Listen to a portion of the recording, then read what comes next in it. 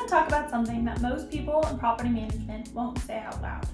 And that is, not everyone should be a landlord. And that's okay. We've all heard the pitch to buy rental property, sit back, and enjoy the passive income. But that's not the reality.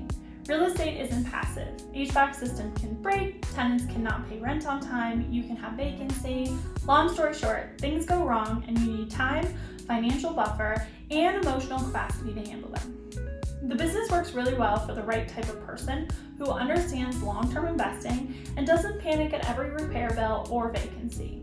But if you're losing sleep over every unexpected cost, it might be time to ask, is this property serving my goals still? This isn't about failure, it's about fit. If real estate isn't working for you, let's talk.